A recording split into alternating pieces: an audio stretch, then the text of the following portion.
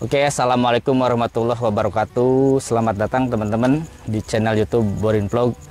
Nah, di kesempatan ini saya bersama Mbak Ahmad Samsudin. Beliau ini salah satu pegiat budaya, khususnya budaya Sunda.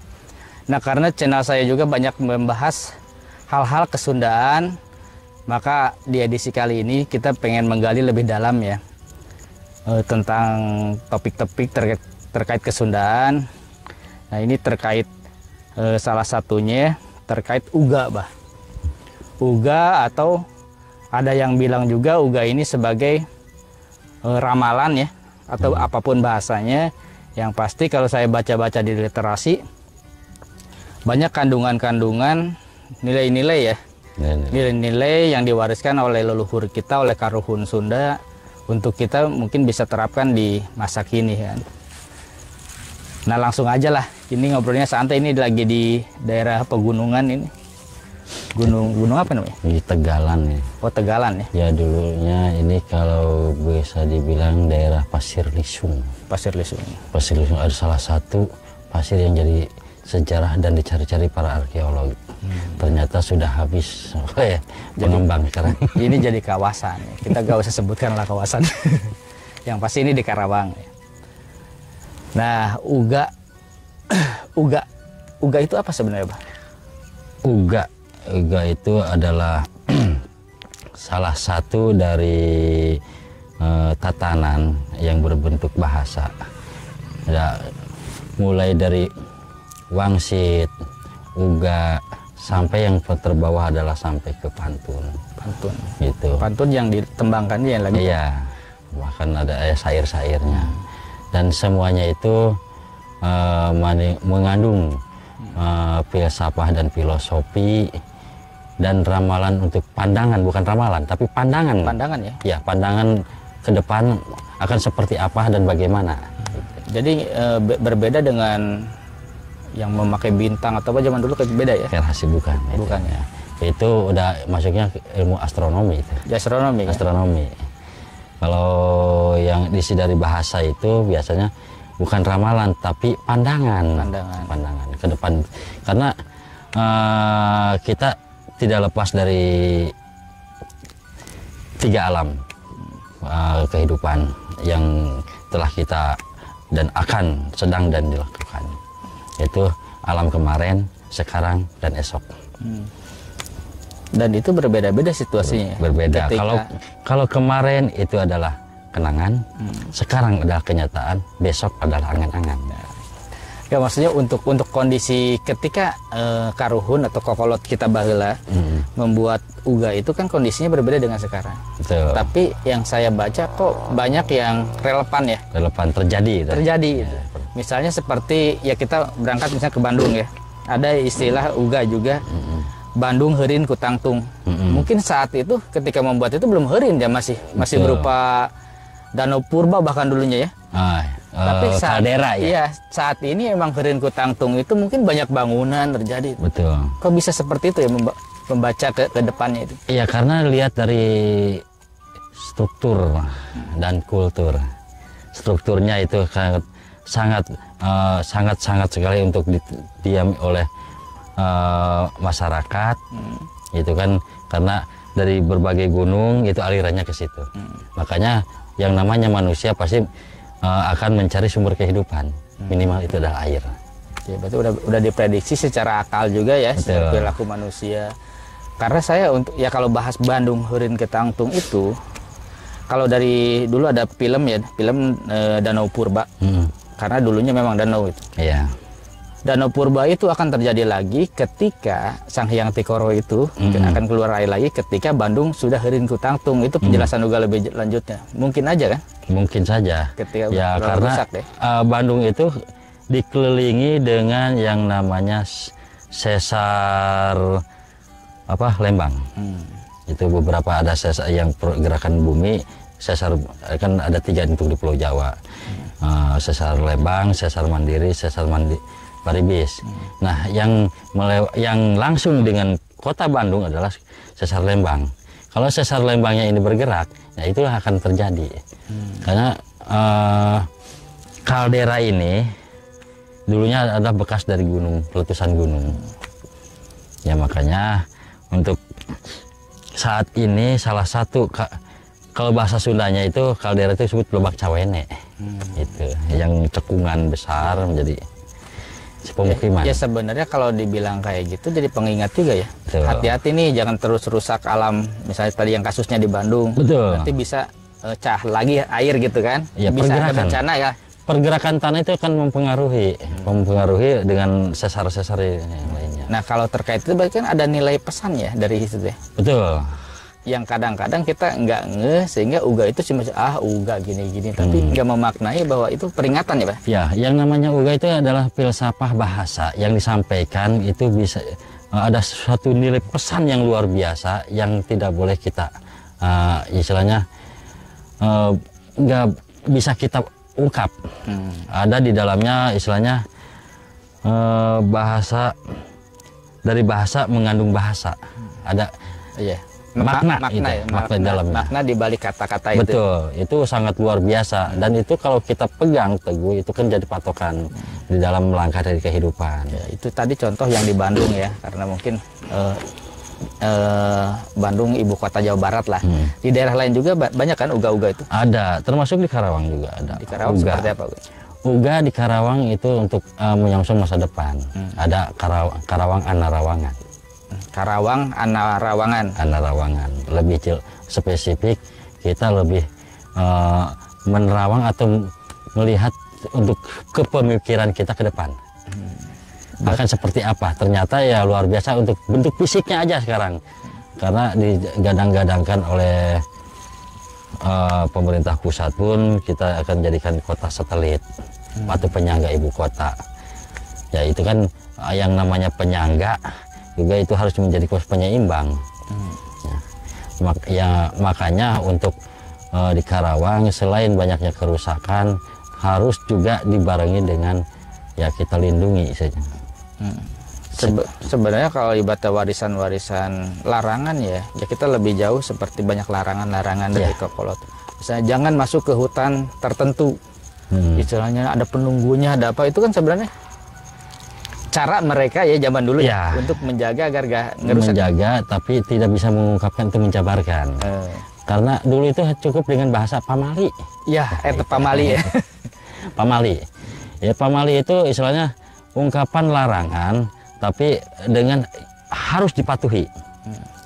Karena pasti ada akibat gitu. Karena udah menyampaikan itu ada asap, pasti ada apinya. Gitu.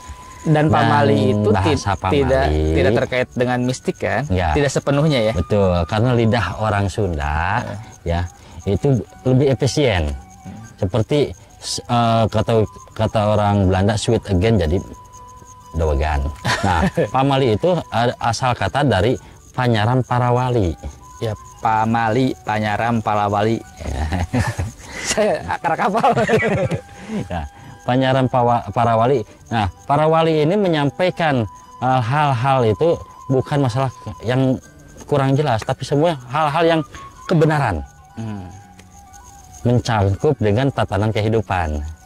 Apa yang dilarangkan itu akan akibat buruk terhadap yang menjalankan.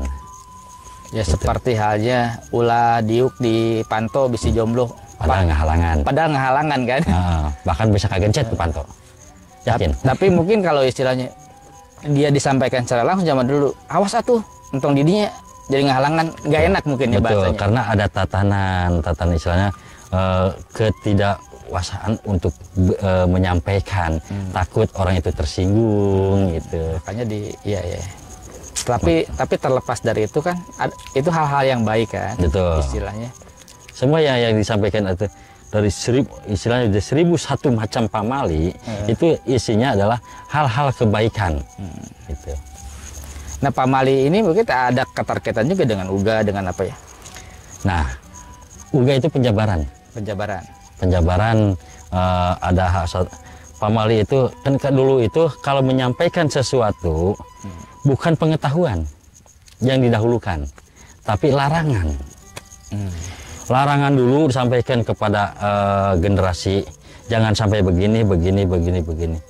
udah menjalankan larangannya, baru sampai disampaikan, nih pengetahuannya seperti ini. Makanya orang-orang tua dulu itu akan memegang teguh apa yang disampaikan yang guru-gurunya atau orang-orang tua dulu.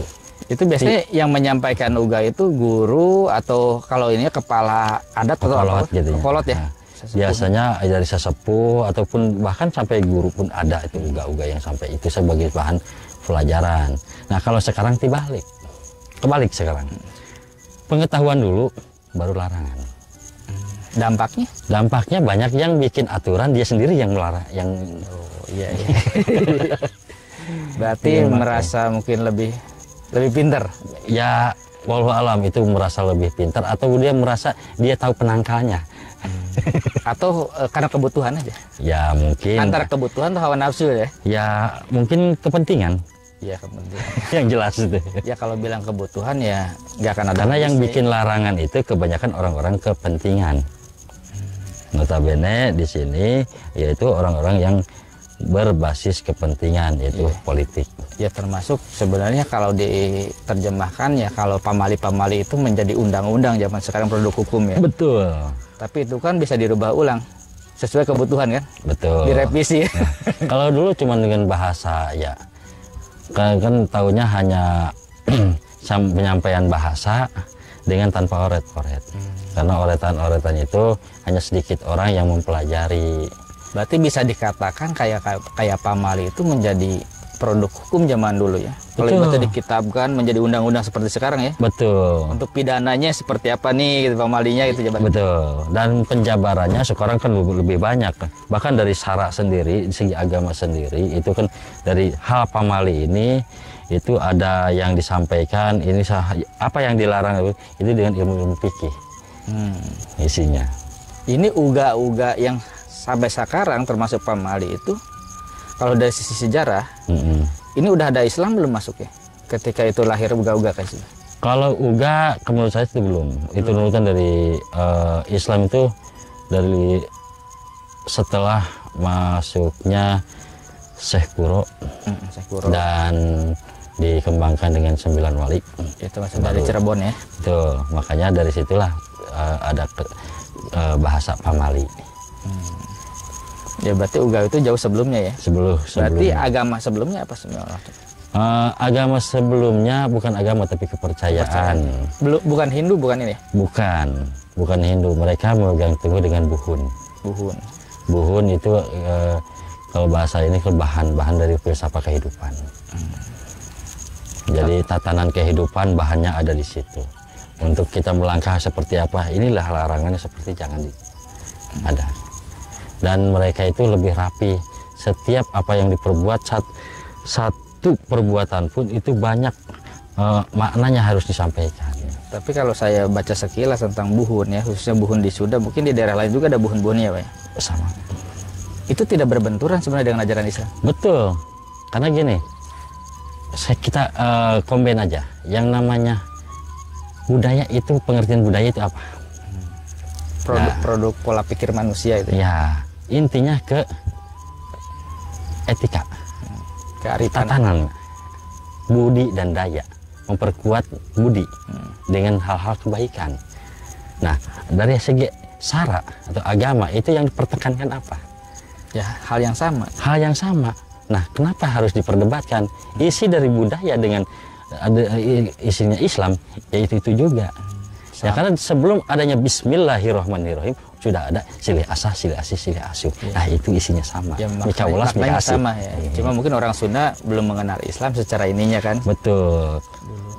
Tapi intinya sama-sama mengajar kebaikan. Jadi jangan ada persepsi juga. Buhun ya ikat pakai baju hidung naon termasuk pasti itu merada-rada gitu. Nah, itu kan salah kan? Ya, karena kalau yang namanya pakaian itu hanya passing. Iya. Itu. Bahkan seperti orang pakai gamis, pakai Arab sama aja. Sama aja. Yang pakaian kesundaan sebetulnya sudah dipakai seluruh internasional. Dan bisa dipakai sholat? Bisa. Karena menutup aurat? Betul. Yang berbeda itu, kenapa saya bilang Islam pakaian dari pangsi itu bisa internasional. Udah go internasional dari dulu. Sebelum pakaian-pakaian lain. Hanya yang beda itu warna. Pakaian sok lihat aja yang pulang ke hajian pasti pakai pangsi warna putih. Biar suci. Padahal bendera perang Rasulullah juga bukan warna putih. Nah, dan baju koko yang dipakai itu bukan betul baju untuk orang Islam. Islamnya catatan.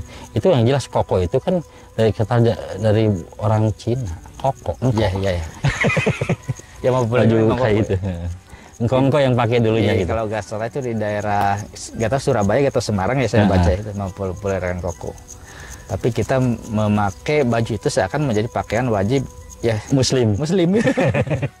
Padahal pakaian wajib Muslim itu harus menutup aurat. Betul, apapun itu ya. Betul. Makanya banyak orang yang pakai sarung, pakai apa yang menutup aurat. Betul. Dan kayak sarung itu juga menjadi salah satu warisan ya untuk cara berpakaian orang zaman dulu ya. Dan sedikit lagi ada filsafat untuk filosofi dari orang Islam lebih identik memakai kopiah, dan orang terdahulu orang-orang budaya sudah memakai ikat, dan itu fungsinya sama untuk menutup kepala biar gak ada rambut. Bukan hanya itu, tapi kalau kita buka dengan filosofinya, ada hal yang bisa diungkapkan secara rasional dan yang tidak rasional harus tutup. Itu ada batasannya. Batasannya yaitu bisa pakai ikat, bisa pakai penutup atau peci. Dan kalau ikat pemaknaannya lebih luas lagi.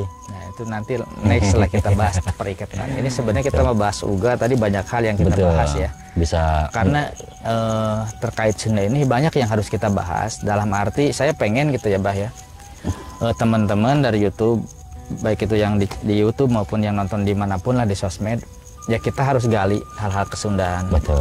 Karena jangan hanya kita tahu cangkangnya doang. Betul. Karena itu akan menjadi perspektif pribadi masing-masing nantinya. Bisa negatif, bisa positif ya. Betul. Dan kebanyakan sih yang munculnya negatif, khususnya generasi zaman sekarang. Ya. Makanya orang-orang penggiat budaya kebanyakan dia menyampaikan dengan simbol. Simbol apa yang dia dipakai. Ya. Gitu. Seperti tadi saya coba sedikit ikat, kedua dengan pakaian pangsi. Pangsi apalagi warna hitam. Jadi pangsi sing hidang. Pangsi itu ada singkatan. Pangsi hidang. Warna hitam ya sing hidang. Sing hidang. Daun putih sing bersih. Ya. Makanya yang putih itu biasanya dipakai untuk proses keagamaan. Kalau ini untuk keseharian ya. Keseharian. Sehari-hari itu sing hidang itu artinya apa? Dia tahu diri lah gitu. Tahu diri gitu, bisa menempatkan diri. Betul. Ketika pergi kemanapun gitu. Nah itu ada maknanya juga. Pokoknya banyak lah hal kesundaan yang kita nanti akan bahas sama Mbak Ahmad atau kita sama narasumber lain. Ini kita sedikit aja tadi sekilas tentang uga ya. Dalam arti teman-teman bisa cari referensi banyak kok di internet juga, atau nanti kita kumpulkan lagi uga ya. Iya, uga itu ya itu tadi filsafah.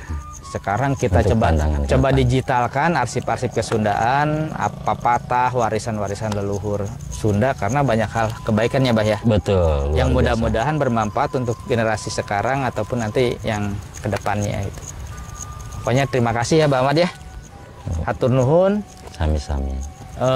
Teman-teman jangan lupa nanti sering-sering mampir ke channel Borin Vlog ini. Banyak hal yang seperti saya bahas tadi tentang Sunda maupun dongeng yang lainnya yang akan kita tampilkan. Pokoknya dengan cara kemasan yang versi saya ya, karena harusnya saya juga pakai pangsi.